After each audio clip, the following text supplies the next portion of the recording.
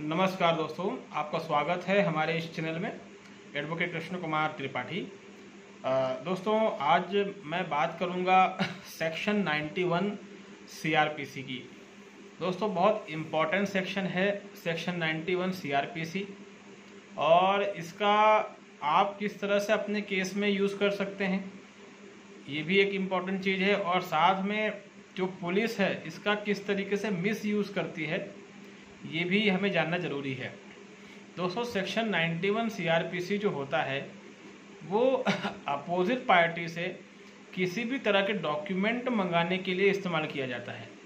अगर आप कोर्ट के पास जाते हैं, आपका केस शुरू हो चुका है, क्रिमिनल केस, आपको लगता है कि अपोजिट पार्टी के पास कोई डॉक्यूमेंट है जिससे कि मेरी बेगुनाही साबित हो सकती है, या फिर जिससे कि सामने वाला गुनहगार साबित हो सकता है, तो ऐसे किसी भी डॉक्यूमेंट को मंगाने के लिए सेक्शन 91 का इस्तेमाल होता है।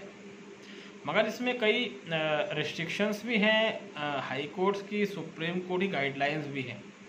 हमें पता होना चाहिए कि ये एक्चुअली में है क्या, क्योंकि उसमें तो लिखा हुआ है कि हम क्या कर सकते हैं, लेकिन कई बार लोग उसका मनगढ़ंत अर्थ निकाल लेते हैं। तो इसमें क्या रिस्ट्रिक्शंस है और ये क्या कहता है, इसी के बारे में हम जानने की कोशिश करेंगे। धारा 91 जो है दोस्तों, पहली बात तो ये कि इसका इस्तेमाल तभी होता है जब एफआईआर दर्ज हो चुकी हो। अगर एफआईआर दर्ज नहीं हुई है तो इसका इस्तेमाल नहीं किया जा सकता। और यही बात जो है ये पुलिस वाले या तो जानते नहीं हैं या फिर जानबूझ के इस बात को छुपाते हैं और सामने वाले को परेशान करते हैं। उदाहरण के लिए मान लीजिए कि किसी ने आपके खिलाफ कोई झूठी शिकायत कर दी है किसी भी चीज़ को लेकर।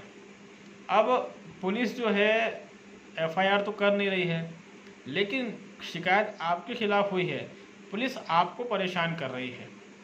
मालूम पड़ता है कि जो शिकायत सामने वाले ने करी है उससे संबंधित कुछ डॉक्यूमेंट्स आपके पास हैं जिससे साबित हो सकता है कि आप सच में गुनहगार हैं।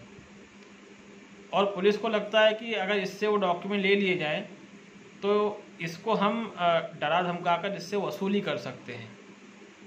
तो होगा ये उसमें कि पुलिस सामने वाले के एफआईआर नहीं लिखेगी, लेकिन आपको परेशान करने के उद्देश्य से आपको नोटिस जारी करेगी कि आपको नोटिस जारी किया जाता है कि आपके खिलाफ इस थाने में ये शिकायत हुई है, और आपको आपसे ये रिक्वेस्ट की जाती है कि आप संबंधित दस्तावेजों इन दस्तावेजों को लेकर कल या जब भी उसमें तारीख लिखी हो, इस तारीख को इतनी बजे थाने पहुँचें। अब इस तरह के नोटिस देखकर एक कॉमन मैन घबरा जाता है कि मुझे थाने से नोटिस आ गया, और उसमें जो जो दस्तावेज लिखे रहते हैं वो आम इंसान को दस्तावेज लेके वहाँ पहुँच जाता है। और एक सबसे बड़ी गलती हम ये करते हैं कि हम ओरिजिनल दस्तावेज लेके जाते हैं। कभी भी थाने पर ओरिजिनल दस्तावेज लेके मत जाइए। कई बार पुलिस रिसीविंग नहीं देती है, परिणाम ये होता है कि पुलिस जो है रिसीविंग दे नहीं रही है, और बाद में पुलिस कह देती है कि अरे हमको तो इसने कोई दस्तावेज दिए ही नहीं। तो ये बड़ा खतरे वाला खेल रहता है। दूसरी बात है कि अगर एफआईआर दर्ज नहीं हुई है तो पुलिस को ये अधिकार नहीं है कि किसी भी पक्ष को धारा सेक्शन 91 सीआरपीसी का नोटिस जारी करे।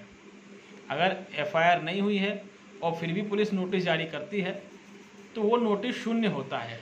लेकिन शून्य का मतलब ये नहीं कि हम उसको शून्य बोले, मतलब ये कि अगर ऐसा कोई नोटिस आपके पास आया है और उस नोटिस से आपका कोई काम बिगड़ सकता है या आपको लगता है कि खामखाई टेंशन है, तो अपने वकील के माध्यम से या खुद ही एक उसका जवाब बना के पुलिस को भेज दीजिए कि अभी वो किसी भी तरह की एफआईआर दर्ज नहीं हुई है, इसलिए पुलिस को मुझे ये नोटिस भेजने का राइट नहीं है, इसलिए आपने मुझे थाने बुलाया है और मुझसे जो दस्तावेज मांगे हैं वो मैं लाकर आपको नहीं दे सकता, क्योंकि अभी आपके द्वारा एफआईआर दर्ज नहीं की गई है। इसलिए निवेदन है कि पहले मेरी एफआईआर दर्ज की जाए, उसके बाद जब भी आप बुलाएंगे मैं जांच में सहयोग करने के लिए तैयार हूँ। इस तरह का जवाब आपको पुलिस को दे देना चाहिए। जनरली लोग दे नहीं पाते हैं, लोगों को लगता है कि कुछ गड़बड़ ना हो जाए, और मतलब एक कॉमन मैन जो है पुलिस के नाम से बहुत ज़्यादा डरता है। तो सेक्शन 91 का नोटिस दोस्तों तभी मिल सकता है आपको जब एफआईआर हो चुकी हो। अगर एफआईआर नहीं हुई है तो दोस्तों ये नोटिस हमको नहीं मिल सकता। दूसरी बात, एफआईआर होने के बाद इस नोटिस के जरिए पुलिस आरोपी से या किसी से भी ऐसा कुछ भी नहीं मांग सकती जिससे कि आरोपी के खिलाफ पुख्ता सबूत क्रिएट हो रहा हो, क्योंकि इस तरह की चीज़ें मांगना संविधान के आर्टिकल 20/3 का उल्लंघन है। संविधान का आर्टिकल 20/3 ये कहता है कि किसी भी व्यक्ति को खुद के ही खिलाफ गवाही देने के लिए या सबूत देने के लिए खड़ा नहीं किया जाएगा। ठीक है, मतलब ये कि पुलिस आपसे ये नहीं कह सकती कि भैया तू कबूल करके तूने ही किया है, या पुलिस आपसे ऐसे एविडेंस नहीं मांग सकती जिससे साबित हो रहा है कि आपने ही गुनाह किया है। ऐसा कुछ भी पुलिस आपके साथ नहीं कर सकती। हालांकि पुलिस ऐसा करने की कोशिश करती है और लोग डर के मारे मतलब अगर ना भी किया हो गुनाह तब भी वो गुनाह कबूल कर लेते हैं। लेकिन आर्टिकल 20/3 जो संविधान में है वो ये अधिकार देता है कि आप किसी को मजबूर नहीं कर सकते कि वो इस चीज़ को एक्सेप्ट करे कि हाँ मैंने ही किया है गलत काम। ठीक है, किसी भी व्यक्ति को खुद के खिलाफ सबूत या खुद के खिलाफ गवाही देने के लिए कोर्ट में या कहीं पर भी खड़ा नहीं किया जाएगा, उसको मजबूर नहीं किया जाएगा। संविधान का आर्टिकल 23 यही कहता है। ठीक है, तो अगर एफआईआर हुई हो तभी सेक्शन 91 का इस्तेमाल पुलिस कर सकती है।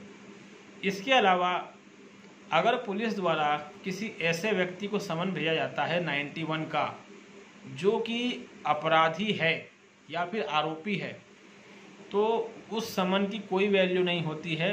हालांकि पुलिस ये करती है और सामने वाले पुलिस के जाल में फंस भी जाते हैं, लेकिन इसकी रियलिटी ये है कि इस तरह के समन की वैल्यू नहीं है।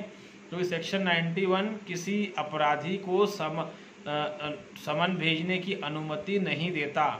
एफआईआर दर्ज होने के बाद जो व्यक्ति पीड़ित है पुलिस उसको 91 के तहत समन जारी कर सकती है, लेकिन आरोपी को नहीं कर सकती। ये अलग अलग हाई कोर्ट्स की गाइडलाइन है। तो अगर आप आरोपी हैं और 91 का नोटिस आपको मिल रहा है और उसमें पुलिस ये कह रही है कि भैया तुम्हारे पास ये कागज़ लेके आओ, वो कागज़ लेके आओ, तो आप मना कर सकते हैं। आप कह सकते हैं कि मैं इसमें आरोपी हूँ, आप मुझे किसी भी तरह का 91 का नोटिस नहीं दे सकते और मुझसे ऐसे डॉक्यूमेंट नहीं मांग सकते जिसके माध्यम से ये साबित हो रहा हो कि मैंने ही क्राइम किया है। ऐसे किसी तरह के डॉक्यूमेंट्स मांगने का आपको अधिकार नहीं है। उसके अलावा दोस्तों अगर इसकी आगे की बात करें तो एफआईआर दर्ज हो गई है, चार्जशीट फाइल हो गई है, चार्ज फ्रेम हो गए हैं, ट्रायल शुरू हो गया है। इसके बाद दोस्तों कोर्ट किसी भी पक्ष से किसी भी तरह के डॉक्यूमेंट मंगवाने का अधिकार रखती है। उसके बाद फिर एडवोकेट्स होते हैं जो कोर्ट में 91 की एप्लीकेशन लगाते हैं, चाहे वो अपोजिट मतलब चाहे वो अपीलांट का एडवोकेट हो या डिफेंडेंट का हो, मतलब ये कि चाहे वो आरोपी का हो या पीड़ित का हो, किसी का भी हो, वो कोर्ट में एप्लीकेशन लगाते हैं कि इसके पास वो दस्तावेज है, उसके पास वो दस्तावेज है, उसको मंगाया जाए। तो कोर्ट का फिर वो डिस्क्रिशनरी पावर रहता है। कोर्ट बुद्धि विवेक का इस्तेमाल करते हुए ये डिसाइड करती है कि ये एप्लीकेशन जो आई है इसमें जो डिमांड किया गया है उसको मंगाया जाए कि ना मंगाया जाए। फिर वो कोर्ट के ऊपर डिपेंड करता है। अगर आपको लगता है कोर्ट ने गलत आदेश किया तो फिर आप उसके खिलाफ हाई कोर्ट जा सकते हैं। तो धारा 91 का यही काम है। मेरे ख्याल से आपको मेरी बातें समझ में आई होंगी कि सेक्शन 91 का क्या काम रहता है।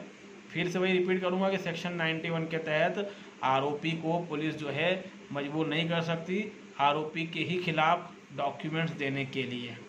ठीक है, एफआईआर दर्ज ना हुई हो तो पुलिस सेक्शन 91 का नोटिस जारी नहीं कर सकती है। इसके लिए एफआईआर दर्ज होना आवश्यक है। तो एक छोटी सी जानकारी थी दोस्तों, मगर ये बड़े काम की जानकारी है।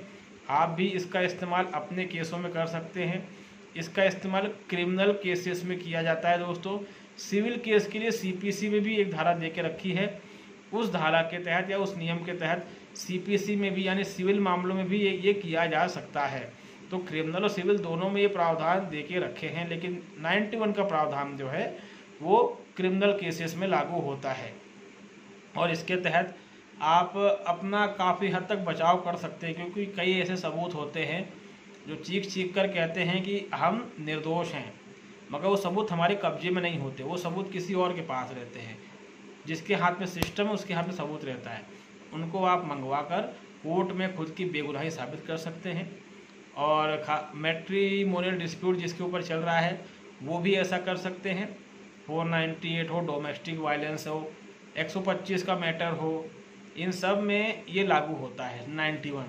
आपको लगता है कि आपकी वाइफ यहाँ झूठ बोल रही है, वाइफ के पास ये डॉक्यूमेंट है, कुछ भी ऐसा है, आप उसको मंगवा सकते हैं दोस्तों।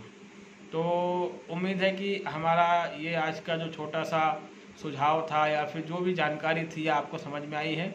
अगर आप हमारे चैनल में नए हैं दोस्तों तो इसको लाइक करें, इसको सब्सक्राइब करें, इसको शेयर करें दोस्तों। तब तक के दोस्तों बहुत बहुत धन्यवाद।